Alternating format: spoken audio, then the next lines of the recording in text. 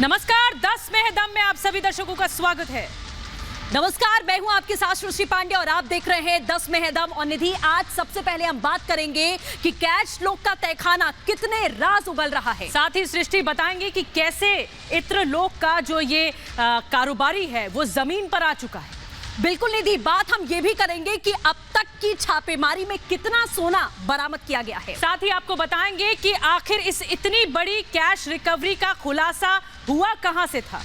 बिल्कुल निधि, और काली कमाई पर सियासत पूरी तरीके से हाई है। लेकिन सबसे पहले जनता का सवाल कू ऐप के साथ। बिल्कुल सृष्टि, तो बता दें आपको कू ऐप का आज का सवाल क्या है, जिस पर आपको अपना ओपिनियन, अपनी राय रखनी है। कैश का चुनावी कनेक्शन, इस पर सवाल है। छापेमारी से बरामद करोड़ों रुपए का इस्तेमाल क्या यूपी चुनाव में होना था, ये आज का सवाल है। अभी जाइए कू ऐप पर, रखिए अपने विचार। शो के अंत में इसका जो रिजल्ट होगा वो हम आप तक जरूर पहुंचाएंगे।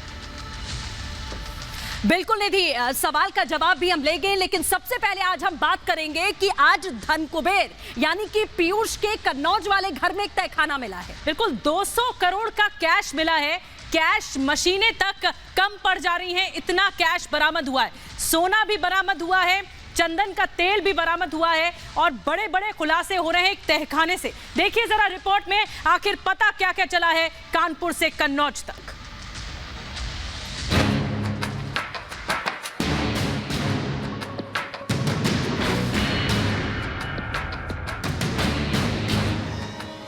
इत्र कारोबारी पीयूष जैन को 14 दिनों की न्यायिक हिरासत में जेल भेज दिया गया है, लेकिन उनके खजाने की खोजबीन जारी है। कन्नौज में डीजीजीआई और इनकम टैक्स की टीम की 6वें दिन भी कार्रवाई जारी है। पीयूष जैन के घर में आज तहखाना मिला। तहखाना काफी बड़ा है। आशंका जताई जा रही है कि इस तहखाने से भी खजाना निकल सकता है। पीयूष जैन के कन्नौज वाले घर पर डीजीजीआई की टीम के साथ साथ एसबीआई की टीम भी मौजूद है। नोटों की गिनती के लिए कई मशीनें भी रखी गई। जैसे दोपहर में हमने अपने दर्शकों को दिखाया था कि कैश स्लिप लेकर आई गई थी, एक बार फिर से एसबीआई के कर्मचारी जो है वो पहुंचे और कैश स्लिप लेकर पहुंचे हैं। ये कैश स्लिप भाई साहब बस एक मिनट, ये कैश स्लिप जो दोपहर में एक बार लेकर गए थे, 4 गड्डी फिर थी और 4 गड्डी फिर लेकर जा रहे हैं। इससे आप ये अंदाजा लगा सकते हैं कि शायद कैश और भी ज्यादा होने की उम्मीदें हैं। भाई साहब, इसमें तकरीबन कितने होंगे? इसमें 500 होंगे लगभग। 500 पीसेज हैं और ये 4 गड्डी यानी कि 2000 कैश स्लिप और मंगवाई गई हैं एसबीआई की तरफ से। यानी कि अभी भी ये पूरी तरह से आंकड़ा जो है वो साफ नहीं है। डीजीजीआई की तरफ से ये जरूर कहा गया है प्रेस रिलीज के जरिए कि 17 करोड़ रुपए कैश यहां से बरामदगी हुई है, लेकिन उसके बावजूद लगातार कैश स्लिप का मंगाना ये इशारा जरूर करता है कि अभी आंकड़ा ये बढ़ सकता है। काली कमाई के कारोबारी पीयूष जैन के पास से अब तक 194 करोड़ कैश, 23 किलो सोना, 6 करोड़ की कीमत का चंदन तेल बरामद हुआ है। 300 चाबियां, 109 ताले और 18 लॉकर भी मिले। इत्र कारोबारी के पास संपत्ति के अन्य दस्तावेज भी बरामद हुए हैं, जिसकी जांच जारी है। पीयूष जैन को जीएसटी की टीम ने आज कोर्ट में पेश किया। कोर्ट ने पीयूष जैन को 14 दिन की न्यायिक हिरासत में जेल भेज दिया है। वहीं पीयूष जैन के वकील का कहना है कि हमने जुर्माने के 52 करोड़ रुपए जमा कर दिए हैं। कोर्ट के खुलते ही हम जमानत के लिए अर्जी डालेंगे। पीयूष जी के रिमांड पर ऑब्जेक्शन किया था। ऑब्जेक्शन का कारण ये था कि इन्होंने इनलीगल हमको डिटेन कर रखा 3-4 दिन। हमारी गिरफ्तारी अवैध है। विद इन 24 आवर इनको हमें पेश करना चाहिए था, इन्होंने पेश नहीं किया। जो हमारे ऊपर पेनल्टी बनती थी वो पेनल्टी हमने जमा कर दी। हम आगे बेल की तैयारी करेंगे। पीयूष जैन को जब कोर्ट लाया गया उस वक्त रिपब्लिक की टीम ने उनसे सवाल किया, लेकिन पीयूष जैन ने कोई जवाब नहीं दिया। इतने पैसे कहाँ से आए? पीयूष इतने पैसे कहाँ से? पीयूष इतने पैसे किसके पैसे? किसके पैसे? ये पीयूष किसके पैसे? पीयूष किसके पैसे बताइए। कैश कांड की हर खबर रिपब्लिक भारत सबसे पहले आप तक पहुंचा रहा है। पीयूष जैन को जब कोरोना जांच के लिए कानपुर से उर्सुला अस्पताल ले जाया गया, उस वक्त भी रिपब्लिक की टीम लगातार हर अपडेट आप तक पहुंचा रही थी। कल गिरफ्तारी के बाद पीयूष जैन को थाने लाया गया। कुछ देर बाद पीयूष जैन थाने की फर्श पर ही कंबल ओढ़कर सो गया। ये तस्वीर वायरल हो रही है।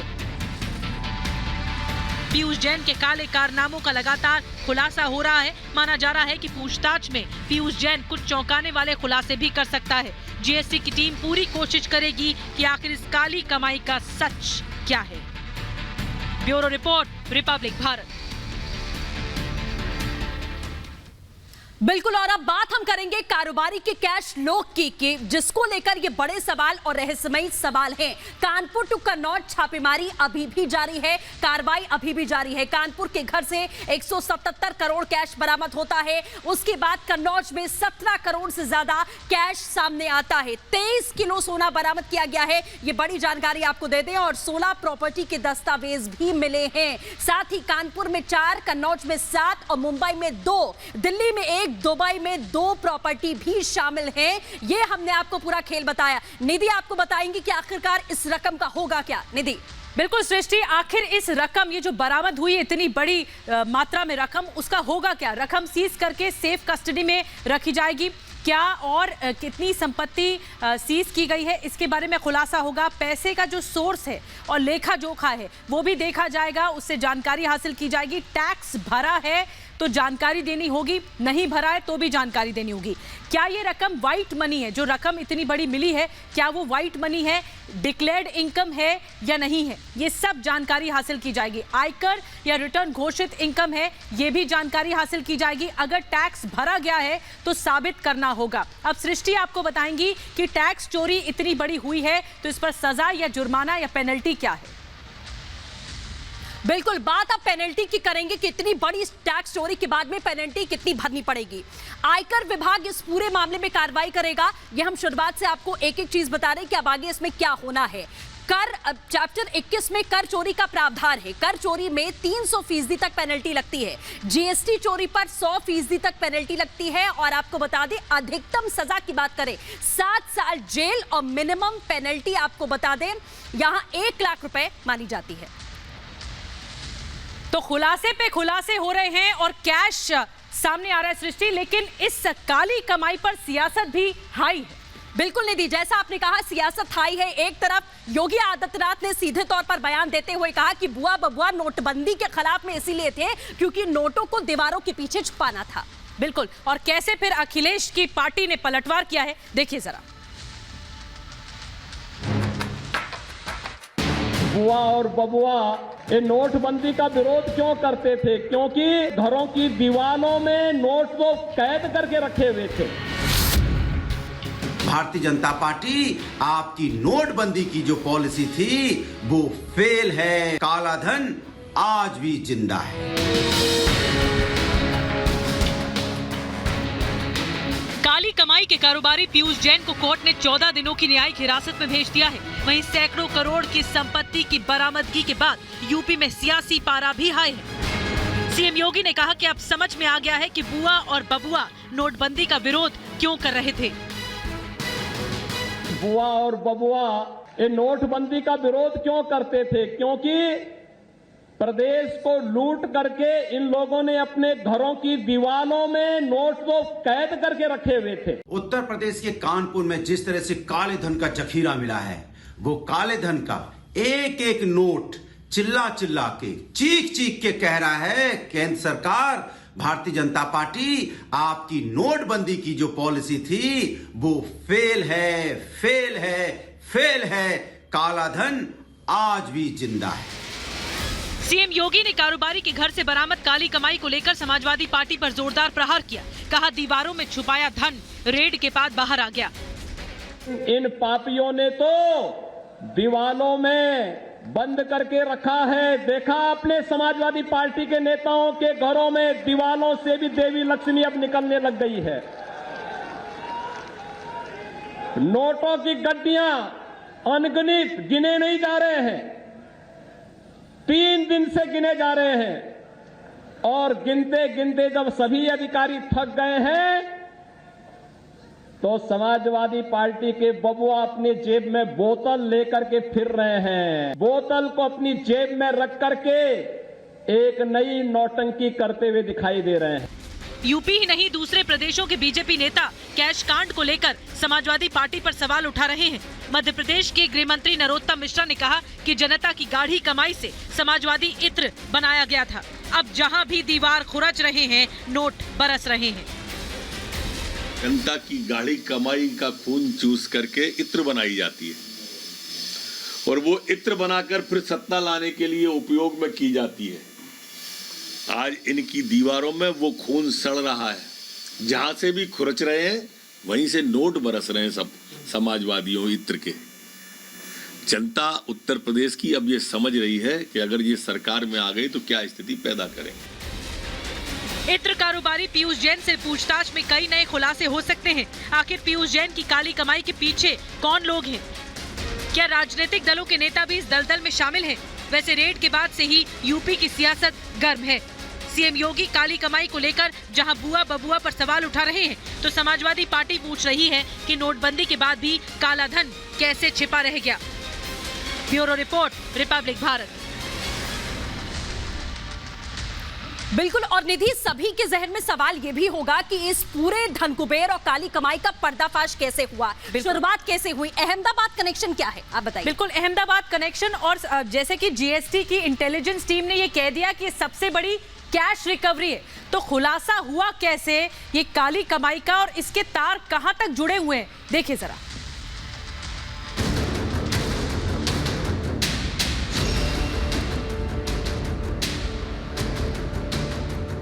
अब आपको बताते हैं कि पीयूष जैन की काली कमाई का पूरा खुलासा कैसे हुआ। इत्र कारोबारी पीयूष जैन के पास से मिली अकूत संपत्ति और काली कमाई से जहां पूरा देश सन्न है, वहीं हम आपको बता दें कि इस पूरे मामले की छानबीन करीब 2.5 महीने पहले ही कानपुर से करीब 1100 किलोमीटर दूर अहमदाबाद में ही शुरू हो गई थी। अहमदाबाद की डीजीजीआई यानी डायरेक्टरेट ऑफ जीएसटी इंटेलिजेंस की टीम ने चेकिंग के दौरान एक एक कर 4 ट्रकों को पकड़ा था। टीम को पता चला कि इस ट्रांसपोर्टर ने जीएसटी चुकाने से बचने के लिए 200 से ज्यादा फर्जी एनवाई तैयार किए हैं और सरकार को करोड़ों रुपए का चूना लगाया है। वहां से शुरू हुई जांच कानपुर के ट्रांसपोर्टर तक पहुंची। जांच टीम ने व्यापारियों को इसकी भनक नहीं लगने दी। ट्रांसपोर्टर के जरिए डीजीजीआई की टीम पीयूष जैन तक पहुंची। पीयूष जैन के यहाँ छापे के बाद कैश को देखकर टीम भी हैरान रह गई। कानपुर के बाद कन्नौज में कार्रवाई जारी है। पीयूष जैन पूछताछ में और क्या नए खुलासे करता है, उसकी संपत्ति को लेकर क्या नई जानकारियां सामने आती हैं, इस पर सभी की नजरें हैं। लेकिन अहमदाबाद की डीजीजीआई टीम ने जीएसटी की छोटी सी चोरी पकड़ी थी, लेकिन जांच के बाद पता चला कि काली कमाई का संसार कहां तक फैला है। Bureau report, Republic Bharat. चलिए खबरों का सिलसिला आगे बढ़ाते हैं और सृष्टि बात करते हैं कि पटना में, बिहार की राजधानी पटना में आज जबरदस्त बवाल हो गया। बिल्कुल निधि, और बवाल इतना ज्यादा बढ़ गया कि पुलिस को लाठीचार्ज करना पड़ा। अपनी वेतन की मांग को लेकर बीजेपी दफ्तर के बाहर ये प्रदर्शन कब उग्र हो गया, इसका पता नहीं चला। देखिए रिपोर्ट में।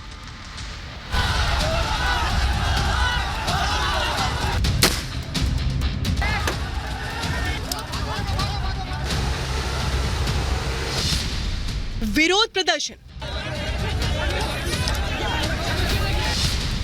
लाठीचार्ज,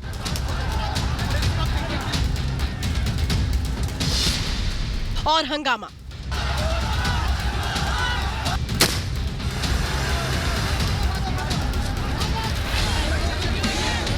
पटना में वार्ड सचिवों के विरोध प्रदर्शन के दौरान जमकर बवाल हुआ। वार्ड सचिवों का प्रदर्शन देखते ही देखते इस कदर उग्र हो गया कि पुलिस और प्रदर्शनकारियों के बीच जमकर झड़प हो गई।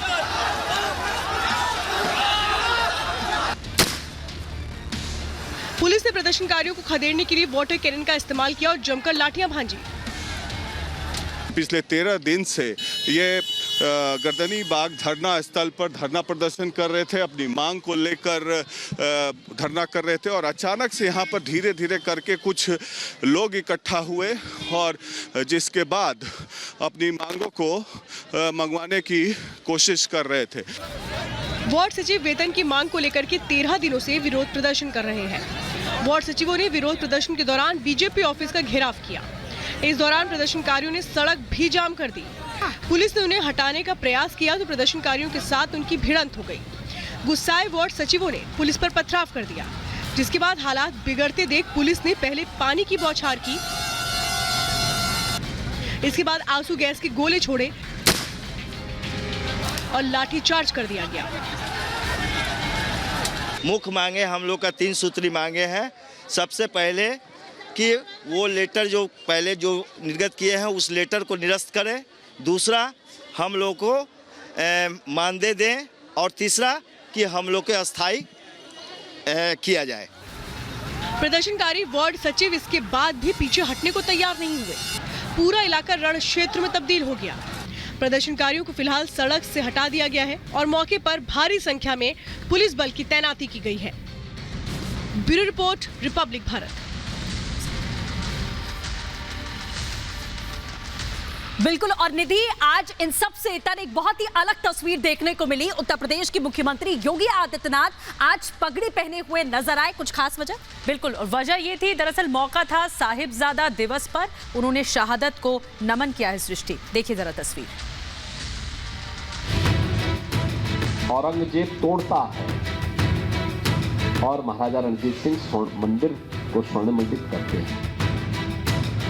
हम औरंगजेब को सम्मान देंगे या महाराजा रणजीत सिंह को सम्मान देंगे? साहिबजादा दिवस के मौके पर सीएम योगी ने गुरु गोविंद सिंह के चारों पुत्रों की शहादत को नमन किया। इस मौके पर सीएम योगी ने कहा कि जो लोग तलवार के बल पर भारत का इस्लामीकरण करना चाहते थे, उनका नामो निशान मिट चुका है। देश और दुनिया में सिख कौम जहां कहीं भी है अपने पुरुषार्थ के लिए जानी जाती है, लेकिन भारत को गुलाम बनाने की मंशा और भारत को इस्लाम में बदलने की मंशा के साथ जो आए थे, आज उनका नामो निशान मिट गया है। यानी ये चीज हमें बात बताती है कि भारत की ये गुरु परंपरा ये कोई सामान्य गुरु परंपरा नहीं है,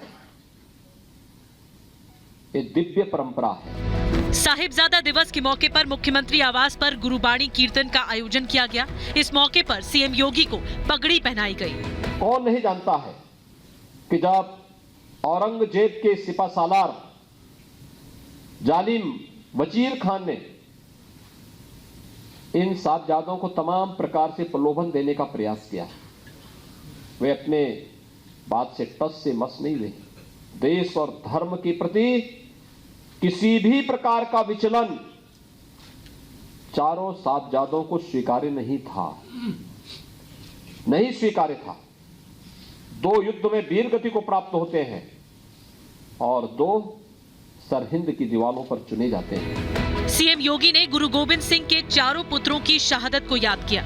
सीएम योगी ने कहा कि एक तरफ औरंगजेब काशी विश्वनाथ मंदिर को तोड़ता है, तो दूसरी तरफ राजा रणजीत सिंह विश्वनाथ मंदिर को सोने से मढ़वाते हैं। ये दिखाता है कि कैसे सिख गुरुओं और राजाओं ने हमारी संस्कृति को बचाने के लिए अपना सब कुछ न्यौछावर कर दिया।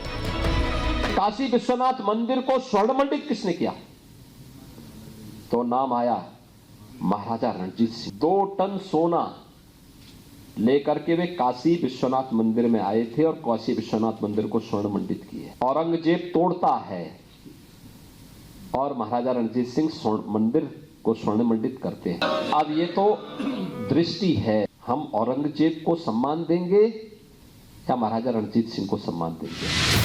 साहिबजादा दिवस के मौके पर सीएम योगी ने गुरु गोविंद सिंह के चारों पुत्रों की शहादत को याद किया। साथ ही लोगों को याद दिलाया कि कैसे सिख गुरुओं ने उन आक्रांताओं को मुंह तोड़ जवाब दिया जो तलवार के बल पर हिंदुस्तान का इस्लामीकरण करना चाहते थे।